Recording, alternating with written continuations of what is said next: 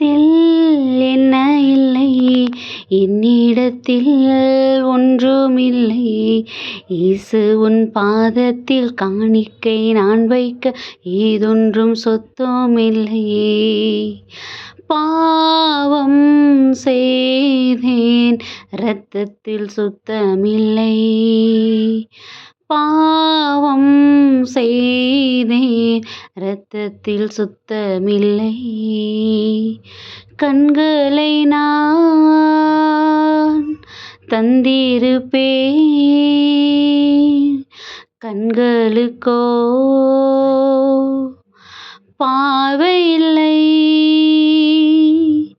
கண்களை நான் தந்திருப்பேன்,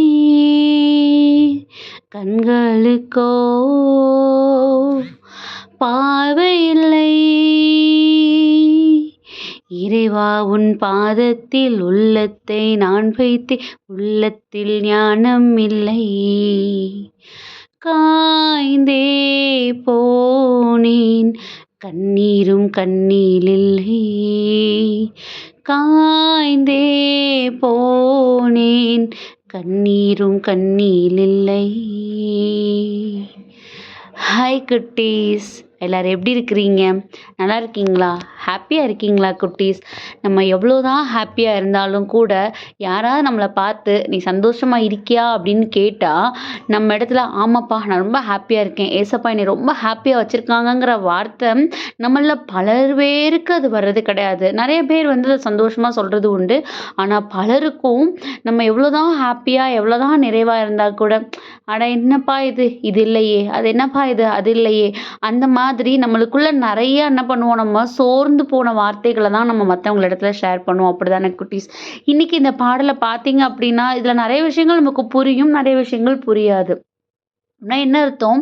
நம்மக்கிட்ட எல்லாமே இருந்தும் கூட எல்லாவற்றாலும் நம்மளை வந்து ஏசப்பா நிறைவானவர்களாக தான் இந்த உலகத்தில் வச்சுருந்தா கூட நம்ம என்ன பண்ணுறோம், என்கிட்ட இது இல்லையே, என்னிடத்துல அது இல்லையே, என்கிட்ட கண் இருக்குது இருந்தாலும் கூட என்னால் தெளிவாக ஒரு விஷயத்தை பார்த்து புரிஞ்சுக்க முடியலையே, எனக்கு என்னோட இருதயம் இருக்குது ஆனால் அந்த இருதயத்தில் நான் எப்படி செயல்படணுங்கிறதுக்கான ஞானம் இல்லையே அப்படின்னு நம்ம நிறைய நேரங்களில் நம்மக்கிட்ட இருக்கிற விஷயங்களை மறந்துக்கிட்டு நம்மகிட்ட இல்லாத விஷயங்களை குறித்து கவலைப்பட்டுட்டு இருக்கோம். அப்படிதானே குட்டீஸ்? நான் அப்படிதான் இந்த பாடலை புரிஞ்சுக்கிறேன்.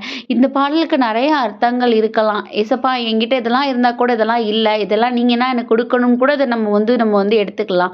ஆனால் இந்த பாடலை நான் புரிஞ்சுக்கிட்ட விதம் என்ன அப்படின்னா, எல்லாமே என்கிட்ட இருக்குது, எல்லாமே நான் பெற்றுக்கொண்டது எல்லாமே அவருடைய கிருபையினால அவருடைய கரங்கள்ல இருந்து தான் பெற்றிருக்கிறேன். ஆனாலும் கூட என்னை பார்த்து யாராவது சந்தோஷமா இருக்கோமான்னு கேட்டா ஏன் நம்மளால நான் சந்தோஷமா இருக்கேன்னு சொல்ல முடிய மாட்டேங்குது? ஏன்னா நம்மளோட இருதயம் எப்பயுமே நிறைவானதை காணாமல் நம்மகிட்ட இருக்கிற குறைவான விஷயங்களை தேடி தேடி தேடி கண்டுபிடிச்சு சோர்ந்து போய் கடவுளை நோக்கி ப்ரேயர் பண்ற நேரங்கள் எல்லாம் சோர்ந்து கண்ணீர் வடிச்சு கவலைப்பட்டு நம்ம என்ன பண்ணிட்டு இருக்கிறோமா, வீணாக்கிக்கிட்டு இருக்கோமா குட்டீஸ்? அதை தான் ஏசப்பா என்ன சொல்றாங்க அப்படின்னா, நீ ஏன் சோர்ந்து போற, நீ எல்லாவற்றையும் குறித்து கவலைப்படணும்னு அவசியமே கிடையாது.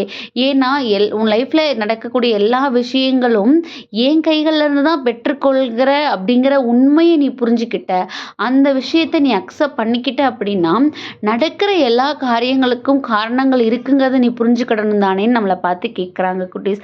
அதோட இன்னைக்குள்ள வசனமும் கொஞ்சம் வித்தியாசமானதாக தான் இருந்தது. லூக்கா 9:26 பார்த்தீங்கன்னா, என்னை குறித்தும் என் வார்த்தைகளை குறித்தும் வெட்கப்படும் ஒவ்வொருவரை பற்றியும் மானிட மகன் தமக்கும் தந்தைக்கும் தூய வானதூதருக்கும் உரிய மாட்சியோடு வரும்போது வெட்கப்படுவார். எப்படியா? இப்போ நீங்கள் நான் எல்லாருமே யாரோட கஸ்டடியில் இருக்கிறோம்? ஏசப்பாவுடைய கஸ்டடியில் இருக்கிறோம். நம்ம எல்லாருக்கும் இறைவனுடைய மகனை தான் நமக்காக என்ன பண்ணியிருக்காங்க, அந்த உலகத்துக்கு கொடுத்துருக்குறாங்க.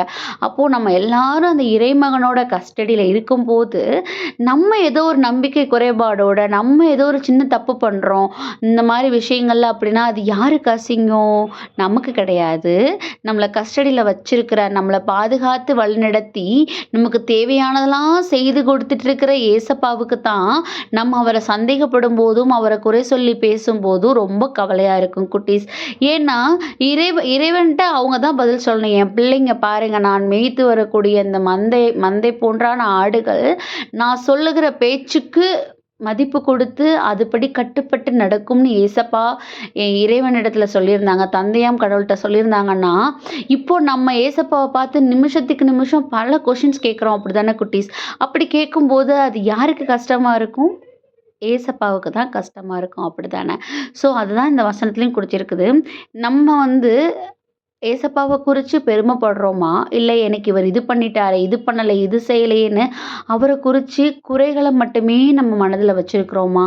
அப்படி நம்ம குறைகளை மட்டுமே மனதில் வைத்திருந்தா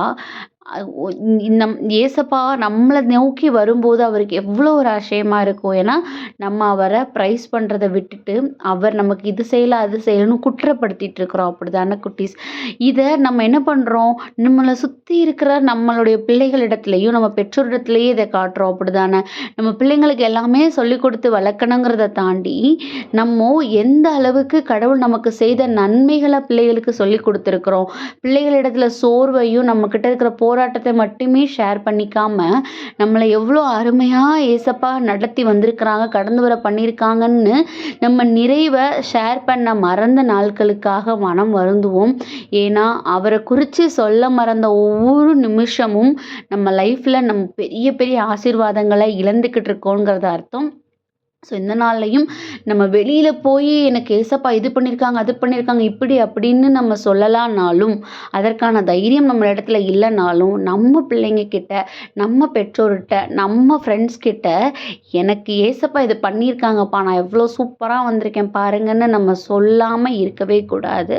ஸோ இந்த நாளில் அதை நீங்கள் சொல்லுங்கள். அதை சொல்ல சொல்ல சொல்ல எவ்வளோ தூரம் நம்மளுடைய ஆசீர்வாதங்களை பெற்றுக்கொள்கிறோங்கிறது நம்ம பார்க்கலாம். ஸோ அதுக்காக ஏசப்பாட்ட ஒப்பு கொடுத்து ப்ரேயர் பண்ணலாமா? அன்பான ஆண்டவர், நேரத்திற்காக நன்றியப்பா. தகப்பனே, உம்முடைய கரங்களிலிருந்து நாங்கள் பெற்றுக்கொண்ட எல்லா விதமான ஆசீர்வாதங்களுக்காகவும் நன்றிப்பா. எங்களை ஒரு குறைவும் இல்லாமல் இம்மட்டுமாய் பலப்படுத்தினீங்க. இனியும் கூட உம்முடைய ஆசீர்வாதத்தை பெற்றுக்கொள்ள தகுதியுடையவர்களாக எங்களுடைய இருதயத்தை மாற்றிக்கொள்ள எங்களை எடுத்து பயன்படுத்துங்க. ஆமீன்.